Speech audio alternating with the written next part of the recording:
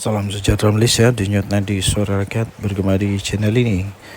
Untuk mendapatkan berita terkini, jangan lupa untuk tekan butang subscribe, like dan share. Malaysia kita punya, cintai Malaysiaku, kita jaga kita.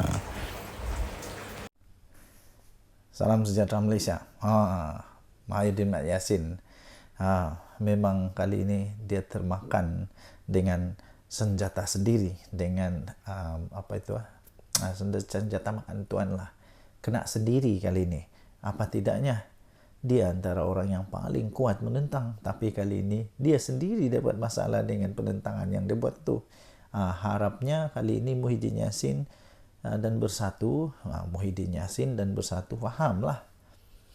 Harapnya mereka dah faham. Mereka dah faham kenapa Akta Lompat Parti diperlukan. Dulu waktu dibentangkan oleh Menteri Undang-Undang, siapa yang bangkang dulu? Siapa yang bangkang betul-betul? Sebab waktu itu banyak sangat berita-berita kabar angin bertiup, kononnya ahli UMNO nak lompat bersatu dan macam-macam lagi. Syok lah waktu itu, seronok lah. Sekarang dah kena lubang hidung sendiri. Apa rasa oren? Ini ada satu artikel daripada Harapan Daily. Harapnya Muhyiddin Bersatu dah faham kenapa Akta Lompat Parti diperlukan.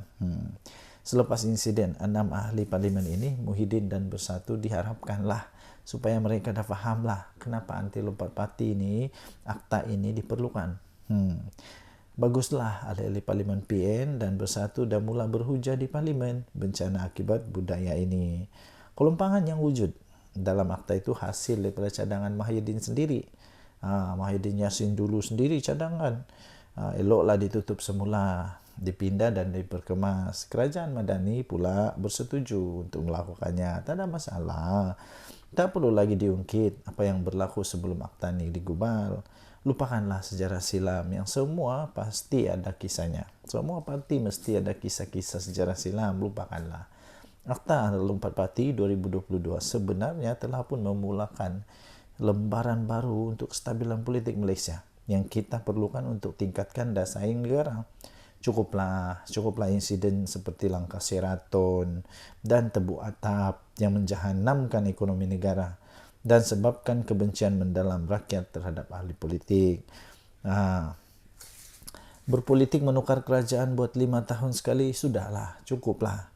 Berpuluh-puluh juta ringgit warga negara, wang negara yang nak dibelanja untuk 6 PRK ini boleh dialihkan untuk bantu rakyat. 6 PRK yang nak dicetuskan ini hanya memenuhi ego pemimpin-pemimpin politik dan bukan isi kekosongan akibat daripada kematian wakil rakyat. Ini lebih pada sabotaj ekonomi dengan mengganggu kestabilan politik negara pada waktu pelabur mencurah-curah masuk ketika ini, apatah lagi rating kita dah semakin naik. Kata ringkas tapi betul cukup bermakna. Saya setuju nih. Cukuplah, sudahlah.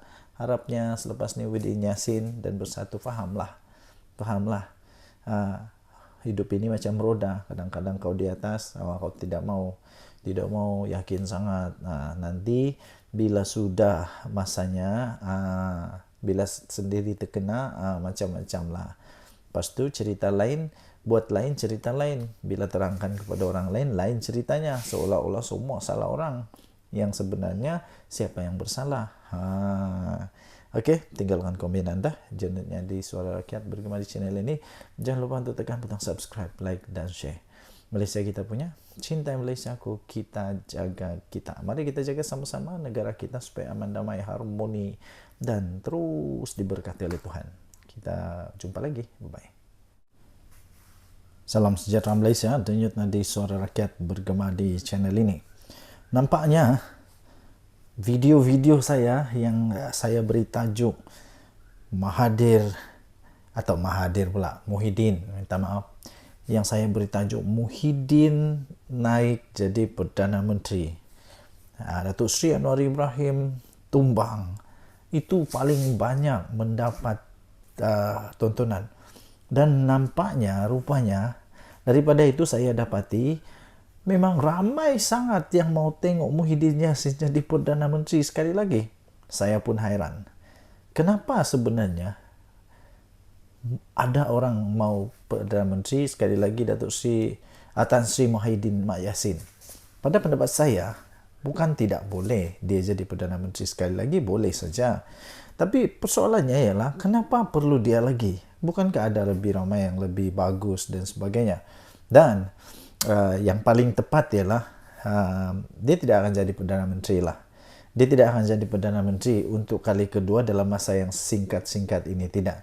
Kerana tren sekarang, saya lihat Tan Sri Muhyiddin Yassin tidak akan mendapat sokongan untuk jadi Perdana Menteri bagi Perikatan Nasional. Nah, lagipun seperti yang kita tahu, PAS pun pernah sudah menyatakan bahawa mereka pun ada calon Perdana Menteri pada pilihan raya yang lalu, iaitu calon mereka tidak lain tidak bukan Menteri Besar Terengganu.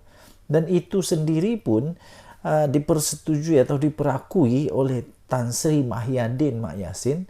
Dia juga memperakui bahawa Dr. Sam itu, iaitu Menteri Besar Terengganu itu, memang mempunyai kualiti, memang mempunyai kelayakan untuk jadi Perdana Menteri. Habis kalau sudah begitu, mahukah PAS membiarkan begitu saja jawatan Perdana Menteri jatuh kepada Bersatu yang tak kuat mana sekarang ini, yang ramai orang kata Bersatu sekarang ini hanya berharap kepada kekuatan daripada PAS. Yang ramai orang kata Bersatu ni hanya melukut di tepi gantang, hanya mengharapkan kekuatan daripada PAS. Kalau ada pilihan raya pun, kemenangan-kemenangan daripada Bersatu itu pun hanya kerana ihsan, bantuan, kerjasama dengan PAS. Cuba kalau tidak ada PAS, boleh menangkah Bersatu? Dan lagi, saya fikir Tan Sri Muhyiddin Mak Yassin sepatutnya memberikan peluang lah kepada yang lain. Walaupun dia secara tradisinya memanglah semua yang menjadi presiden atau bukan presiden, pengerusi kepada satu gabungan parti politik itu, Perikatan Nasional, contohnya ialah Muhyiddin Mak Yassin. Secara tradisi, pengerusi itulah yang jadi calon Perdana Menteri. Tapi persoalannya, mahukah lagi PAS Muhyiddin Mak Yassin jadi Perdana Menteri, yang menyebabkan PAS hanya sekejap saja berada dalam kerajaan. Sekejap saja dalam kerajaan, lepas tu tumbang. Tumbang kerana nampaknya Muhyiddin Mak Yassin didakwa telah pun gagal menjalankan tanggungjawabnya sebagai Perdana Menteri. Mahukah kita Perdana Menteri kita sekali lagi yang tidak pun pandai bercakap secara live, yang mahu dirakam dulu, takut untuk live, takut untuk jawab wartawan, mahukah begitu? Itu soalan-soalan yang kita boleh pertanyakan. Apapun sebenarnya, kalau memang Muhyiddin Mak Yassin jadi Perdana Menteri sekali lagi, itu bagus, tidak ada masalah. Yang penting pastikan kali ini kerajaan yang betul-betul nanti ni betul-betul yang baguslah. Tidak ada lagi sakau menyakau sampai anak menantu yang lari ke luar negara tidak berani balik Malaysia. Jangan ada macam itu lagi. Berhentikanlah perkara-perkara begitu. Okey, Denyut Nadi Suara Rakyat bergema di channel ini. Jangan lupa tekan butang subscribe, like dan share. Bye-bye. Salam sejahtera Malaysia. Denyut Nadi Suara Rakyat bergema di channel ini. Untuk mendapatkan berita terkini, jangan lupa untuk tekan butang subscribe, like dan share. Malaysia kita punya, cintai Malaysia ku, kita jaga kita.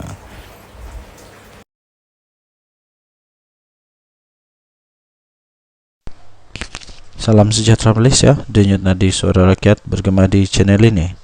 Berita terkini daripada malaysiakini.com. Berita bertajuk Pemilu Bersatu.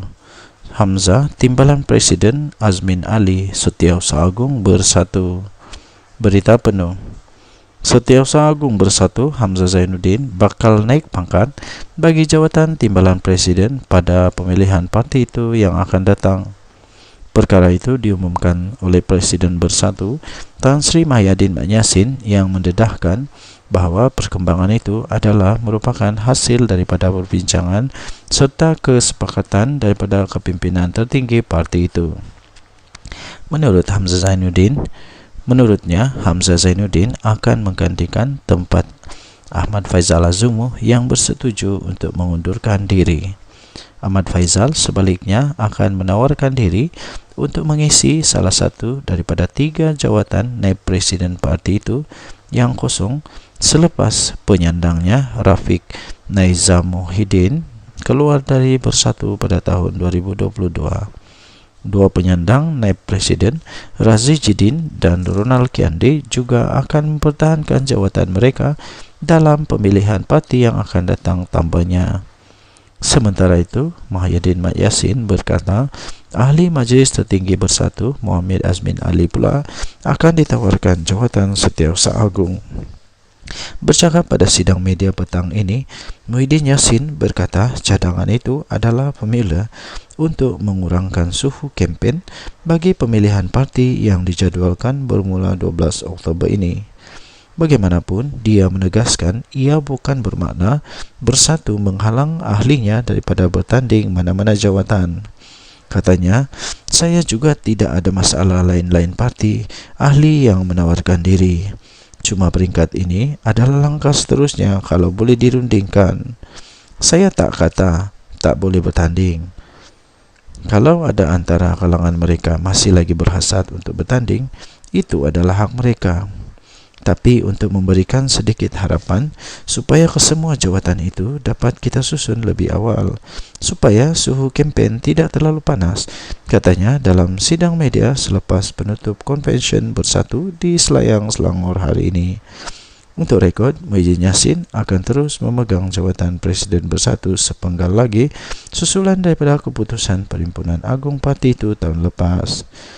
Terdahulu pada hari ini, Muhyiddin Yassin dalam ucapan plasmin konvensyen berkenaan berkata, dia telah menjadi perantara dalam rundingan di kalangan pemimpin tertinggi parti untuk memastikan parti itu kekal bersatu.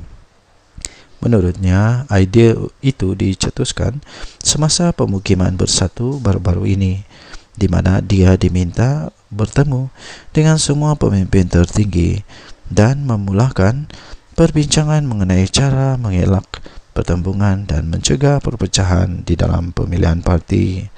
Muhyiddin Yassin juga menggesa semua ahli parti dan pemimpin akar umbi yang ingin bertanding dalam pemilihan parti itu yang akan datang supaya berunding sesama mereka terlebih dahulu. Denyut nadi Suara Rakyat bergema di channel ini. Jangan lupa tekan butang subscribe, like dan share. Malaysia kita punya, cinta. Kita jumpa lagi. Bye-bye.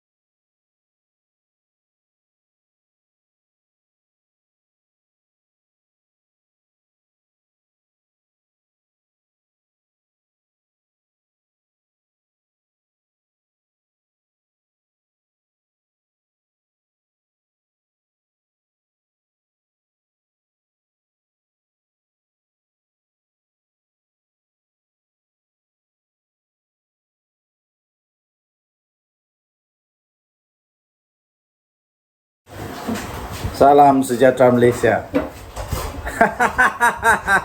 Hai, saya belum bercakap lagi sudah rasa lucu. Belum saya bercakap pun saya sudah rasa lucu. Apa yang lucunya?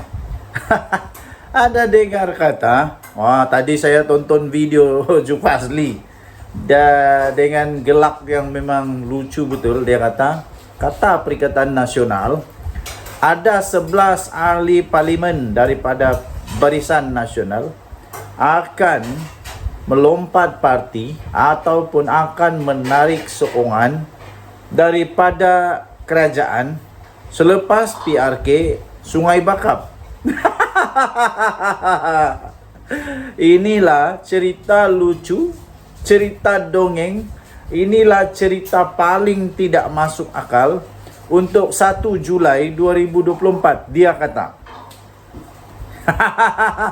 saya pun mau gelak juga lah. Entah cerita dari mana, entah ini cerita kedai kopi mana yang dapat ini. Dan entah Tok Kadok, entah mana yang cerita ni, entah mana nenek Kabayan yang cerita tentang benda ni. Tidak akan berlaku, tidak mungkin akan berlaku. Yang mungkin berlaku ialah disahkan, mungkin ada lagi yang sokong PM. Wah, mungkin ada yang letak jawatan daripada Perikatan Nasional. Itu yang mungkin boleh berlaku. Kenapa? Sebab sudah ada anti lompat parti. Jadi kalau mau sokong kerajaan tidak boleh, susah sudah. Jadi satu-satunya cara letak jawatan lah. Letak jawatan. Yang dari dulu Hadi Awang kata PM Anwar akan tumbang bila-bila masa. Tak sampai sudah sekarang bertambah lagi usia Tok Guru Hadi Awang. 1 tahun lagi pun tidak tumbang-tumbang. Adakah nanti 10 tahun dari sekarang baru tumbang kerajaan ini? Tidaklah, tidak akan tumbang. Kalau tumbang pun waktu pilihan raya lah kot. Waktu pilihan raya lah kot. Tidak ada lagi orang yang minat untuk tebuk-tebuk belakang, tebuk-tebuk atap. Tidak ada lagi. Lagipun yang di Pertuan Agong sekarang tidak berminat dengan tebuk atap. Tidak berminat dengan pintu belakang, main belakang, tidak. Agong sekarang, Agong yang tegas. Tidak ada harapan lagi. Untuk Atok Mahathir mau buat lagi plan A, plan B, plan C, plan D, Q. Belum pasti lagi dan tidak akan adalah. Pilihan raya 3 tahun dari sekarang. Waktu itu umur Mahathir 101 tahun. Waktu itu umur Mahathir 101 tahun. Persoalan memanglah manusia masih ada lagi ke Mahathir waktu itu. Kalau dia masih ada pun masih kuat lagi kah untuk berjajah-jajah, menjajah-jajah campaign. Kalau dia jadi MP waktu itu, tahu? Kalau dia jadi ahli parlimen waktu itu, umur dia akan menjadi umur MP paling tua. Masih boleh berjalan? Saya pun tidak tahu. Masih boleh jalan lagi atau tidak. Jadi yang pastinya 11 MP daripada Barisan Nasional yang konon mau sokong Perdana Menteri itu tidak akan jadi. Jangan risau, tidak akan jadi. Kalau ada, kalau berani, nyatakanlah siapa dia orang. Yang pasti tiada. Tiada. Kesian. Bermimpilah di siang-siang hari. Berdoalah banyak-banyak supaya boleh jadi Perdana Menteri di pulau di planet Pluto ataupun di bulan. Buatlah parlimen baru di bulan supaya boleh jadi Perdana Menteri di sana. Denyut nadi suara rakyat bergema di channel ini. Jangan lupa tekan butang subscribe, like dan share. Malaysia kita punya, cintai Malaysia aku, kita jaga kita. Bye bye.